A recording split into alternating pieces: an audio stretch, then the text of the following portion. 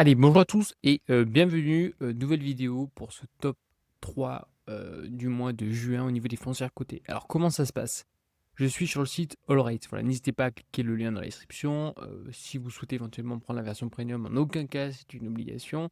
Vous avez une réduction, je crois que ça fait 4 € par mois, ce qui est plutôt ridicule et vous avez quand même pas mal de paramètres, notamment le screener vis-à-vis des foncières cotées. Alors, je vais vous présenter le screener que j'ai appelé, Top One, hein, petite, un petit nom, n'importe. Bon, en tout cas, ce que je vais mettre pour l'ensemble des pays, afin d'avoir aujourd'hui donc un nombre conséquent, de foncières. Je rappelle, Allrate n'a pas mis non plus l'ensemble des foncières cotées dans le monde entier, mais bon, il y a les principales. Concernant les paramètres que j'ai mentionnés, un, je veux un dividende qui croît depuis 3 ans avec une augmentation de 3. Même chose sur 5 ans, de 3. Ce qui est earning per share, c'est-à-dire sont les FFO ou les AFFO par share, en croissance de 3,5 par an. Sur 5 ans, 5%. Debt to assets, 40. Et debt to EBITDA, j'ai marqué 8. 8, c'est quand même assez conséquent, mais c'est vraiment, on va dire, ma limite. Donc voici aujourd'hui donc, les résultats qu'on va avoir. Alors on en a quand même pas mal. On a Prologis, on a Vichy, je pense que là tout le monde connaît. Voilà, je vous laisse également regarder. Nous, ce qu'on va faire par la suite, ça va être surtout par rapport au price earnings pour analyser en fait les foncières les moins chères. Je rappelle encore une fois, c'est bien beau d'investir dans des foncières, très bien, de qualité, très bien, mais il ne faut pas les surpayer. Il faut analyser un, des foncières de qualité, et deux, à un prix très cohérent. Alors, on tombe sur Alexandria. Alexandria, comme vous savez, c'est ma première ligne de mon portefeuille. Très très belle foncière, rien à redire. On paye ça 7 fois, le price FFO, c'est juste, si on remonte, c'est dans les années 2008-2009. C'est vraiment très peu cher. Comme on peut constater, voilà, on paye ça à peu près comme on avait en 2008-2009. Donc c'est une question de temps pour que le marché le reprice gentiment. À mon avis, il faudra un petit moment, mais pas d'inquiétude sur ce point-là. On a un gros dividende qui est de 7,32. Voilà. C'est ma première ligne de mon portefeuille et je suis encore une fois confiant. J'attendrai le prochain quarter pour éventuellement reprendre une petite position. En deuxième proposition au screener, on va voir donc de l'hôtel. L'hôtellerie, je suis pas du tout fan, c'est trop cyclique pour moi, donc non. Troisième position, on va avoir British Land Company. C'est une boîte qui est diversifiée, on a un gros dividende.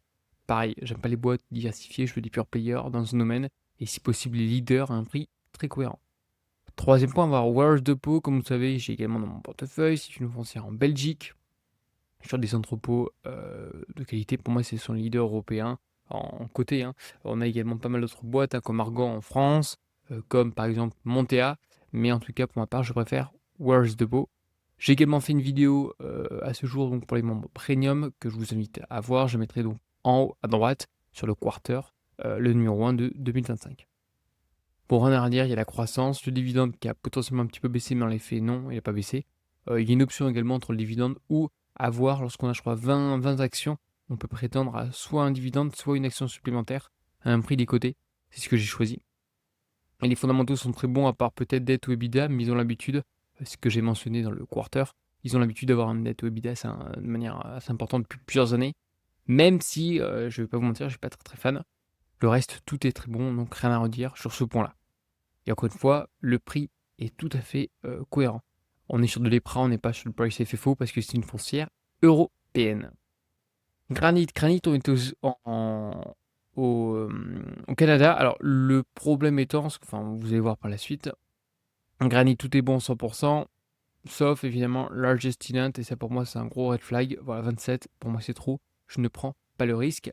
On a un whale de 5,6, donc on a quand même le temps de voir les choses, mais voilà, quasiment un tiers, non merci. On continue, donc on paye 14 fois. On a quand même Vichy qui est pas mal aussi. Très belle boîte. Le problème, c'est que pareil, on va dépendre d'un locataire. 39%.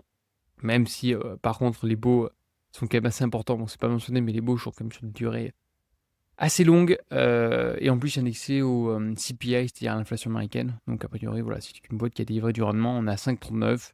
Voilà, je pense que ça va être une future aristocrate du dividende. Mais pour ma part, encore une fois, ça répond pas à mon critère. On dépend d'un locataire. Non.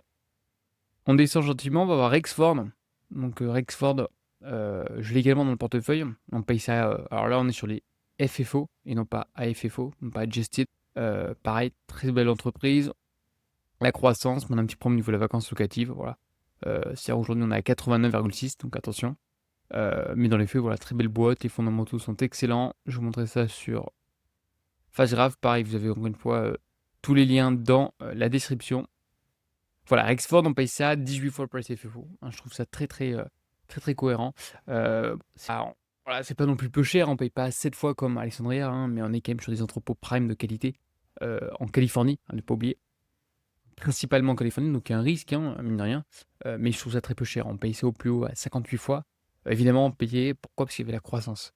Généralement, je trouve les entreprises, c'est ça qu'on va regarder, c'est les FFO par share. Et en fait, il y a un lien direct entre le cours de bourse et la croissance du FFO par share. Voilà, 17, 24, 20, la croissance. Bon, après, lorsqu'on paye quasiment 54 fois, voilà, c'est hors de prix. Hein. Donc là, il ne faut absolument pas acheter lorsqu'on est au plus haut. Hein. C'est juste logique. Par contre, lorsqu'on revient à peu près à 18 fois, on est descendu à combien? 16 fois, 17 fois. Là, ça commence à être intéressant. On va voir par exemple, on m'a mentionné plusieurs fois le mot Prologis, la plus grande foncière. Je vais faire une petite vidéo sur ce sujet là prochainement. Mais on paye ça quand même 24-25 fois. Alors oui, on est sur un parc qui est beaucoup plus grand. On est assez diversifié, je veux dire, géographiquement. Parce qu'on est quasiment 80% aux États-Unis. Le reste plus en Europe. Et on a également Prologis au Mexique qui est pas mal. Hein. J'avais tourné une vidéo sur Besta. Quoi, j'ai ouvert une petite position sur une foncière mexicaine avec le nearshoring. Je pense qu'il y a quelque chose à jouer. Donc on en reparlera à ce moment-là. En tout cas, voilà, très belle boîte. Pareil, on paye ça 15 fois. Et je vais vous dire, ma limite, c'est 16. À la limite, on a Event Trust. Concernant Event Trust Property, on est sur des shopping centers. Bon, dans les faits, ça se paye très peu cher. Le dividende, alors, c'est une boîte qui est plutôt récente, hein, entre guillemets. Il y a la croissance, tout est bon dans les fondamentaux. Le problème, c'est que ça ne fait pas grand-chose graphiquement. Hein, il n'y a rien d'exceptionnel, comme vous pouvez voir. Donc depuis 2022, voilà, c'est flat, je viens de vous dire, on paye ça quasiment 20 fois, ce qui est quand même assez cher. Mais ce qui est plutôt stable, hein, c'est quand même une boîte dans le retail qui est plutôt stable. Mais bon, c'est pas, voilà, on n'a pas beaucoup de dividendes, la croissance est plutôt faible. Je préfère jouer sur Rexford, personnellement, mais pourquoi pas si cette boîte corrige un petit peu plus, je pense que ça peut être intéressant de se positionner. Donc si je résume la situation, je paye pas plus de 16 fois aujourd'hui le price earnings. On va avoir Alexandria, que j'ai dans mon portefeuille. Encore une fois, attention, comme d'habitude, il y a toujours le couple rendement-risque. Très belle boîte. Attention à la volatilité. Attention au dernier quarter. On espère qu'il est bon, mais à tout moment, elle peut encore chuter. Je rappelle, elle a déjà perdu énormément de sa valeur. Comme vous pouvez voir, on est vraiment sur Alexandria. Ce que j'aime bien regarder également pour savoir si c'est intéressant de se positionner ou non sur une société, c'est le drawdown, c'est-à-dire combien depuis son plus haut elle a corrigé. Et là aujourd'hui, on est à peu près à moins 68%. On arrive à des niveaux donc de 2008-2009, on a fait quasiment du moins 70. Voilà. Donc on arrive, on a quelques petits pourcentages près. Donc je préfère moi me positionner, je vous dis, lorsqu'on a pris quasiment du moins 70, hein, gentiment, que à des plus hauts, hein, comme certaines personnes expliquent, ouais, momentum. Quand ça corrige, ça corrige. Donc moins 68. Je pense qu'on arrive à la fin, hein, ça va faire quand même plusieurs années, ça va faire depuis quasiment 21, donc 22, 23, 24, 25. Je pense qu'on va arriver gentiment, on va reprendre. Encore une fois, il faut être patient. Lorsque j'investis sur du long terme, je n'investis pas pour 6 mois. Voilà, les gens malheureusement oublient ce concept. Même chose pour les dividendes. On m'a mentionné qu'aujourd'hui, c'est vrai que Trump évoquait le point suivant de taxer davantage les dividendes. Très bien, mais est-ce que Trump va rester au pouvoir 10 ans? La réponse est non. Personnellement, voilà, j'ai une vision long terme. Oui, imaginons que ça passe, très bien, je vais perdre un peu de dividendes pendant une période, mais en tout cas, les marchés ne vont pas forcément apprécier cette taxation, notamment aux États-Unis.